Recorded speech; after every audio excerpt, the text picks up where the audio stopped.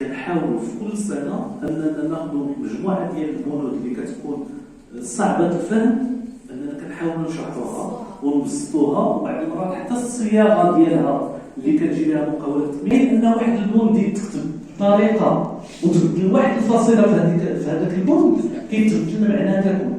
حنا في هيئه مراقبه التمرينات يوميا كنقراو عقد التمرين، يوميا كنتاكدوا من ان هذاك العقد راه لصالح المؤمن.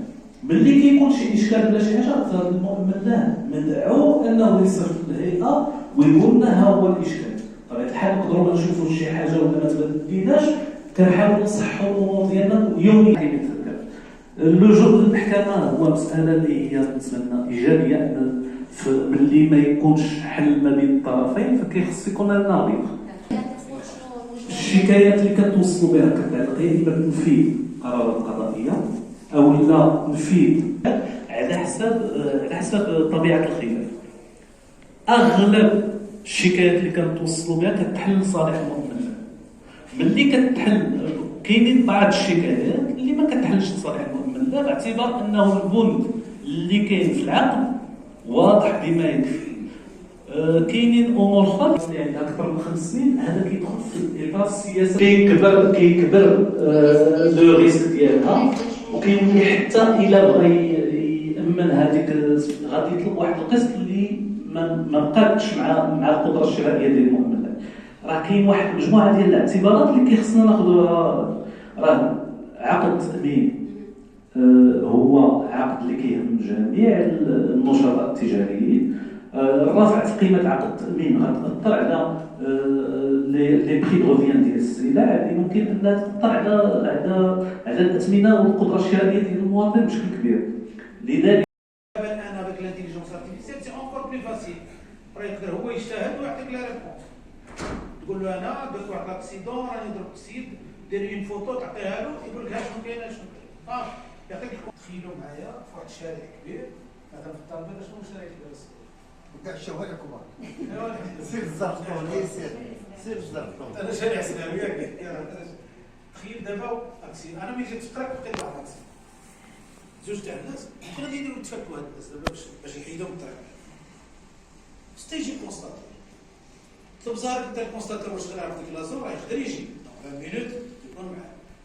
التجارة قامت بإنجاز أول بحث وطني حول قطاعات التأمين في 2025 لهذه السنة. يهدف هذا البحث إلى فهم علاقة المواطنين بالتأمين، تقييم مستوى رضاهم ورصد اضطراراتهم، وذلك من أجل الإسهام في صياغة إصلاحات ملائمة للقطاع. الأهداف الأساسية لهذا البحث: أولاً قياس نسبة التغطية وتحديد المنتجات التأمينية الأكثر انتشاراً، تقييم تصورات وتجارب المؤمن له، تحديد الصعوبات ومصادر عدم الرضا، ثم جمع انتظارات المستهلكين لتعزيز الشفافية والثقة. المنهجية: في هذا البحث قام هناك 4004 ديال المشاركين، الجهات 12 جهة ديال المملكة التي قامت الفيدرالية بتغطيتها. المنهج استبيان تمثيلي من حيث الجنس، العمر، الوضع الاجتماعي والاقتصادي. الآن سيد الرئيس مليح وزير غادي يعطينا الكلمة ديال الانطلاقة ديال المنتدى. سعداء بلقائكم في هذا المنتدى بمشاركة الجامعة الوطنية العرس إلى العرس للتقاسم معكم هذه الدراسة التي قمنا بها.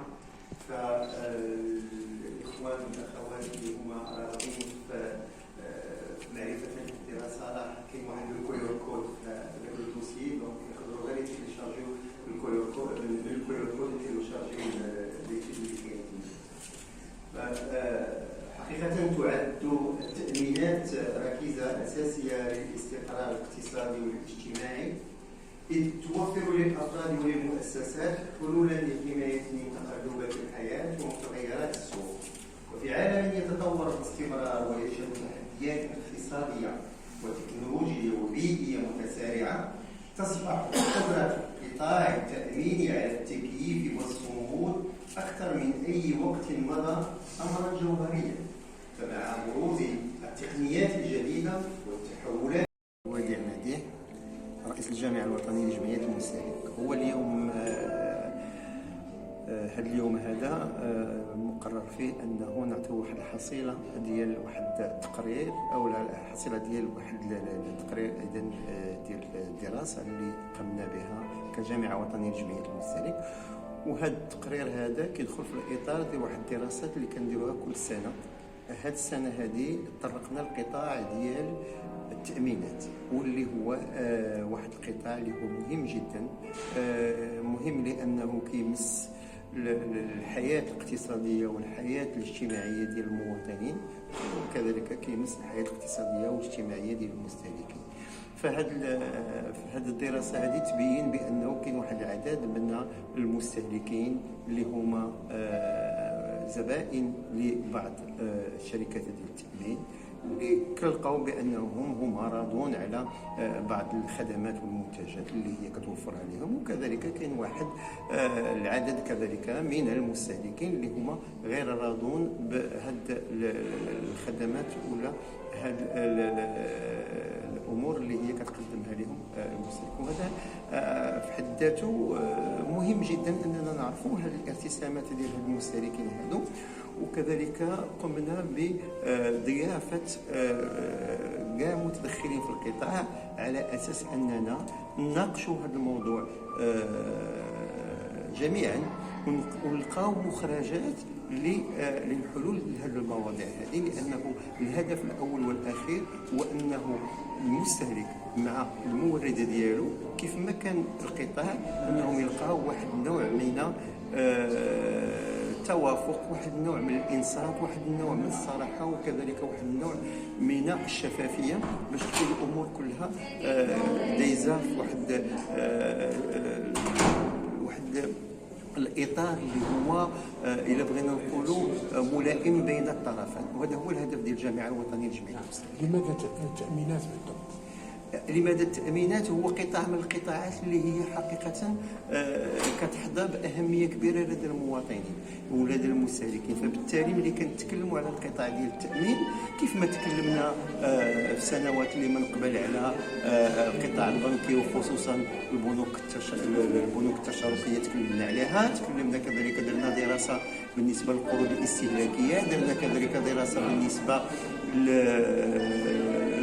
صنع في المغرب المنتوج المغربي، درنا كذلك دراسه ديال الذكاء الاصطناعي والتواصل وقطاع المواصلات ولا في قطاع التواصل التليكومونيكاسيون. وهذو كلهم امور اللي هي مهمه وقمنا بدراستها باش نعرفوا شنو هما الارتسامات ديال المستهلكين. وهذه كتساهم الدراسات كيساهموا لا كذلك في تحسين القطاع، وكذلك بالنسبه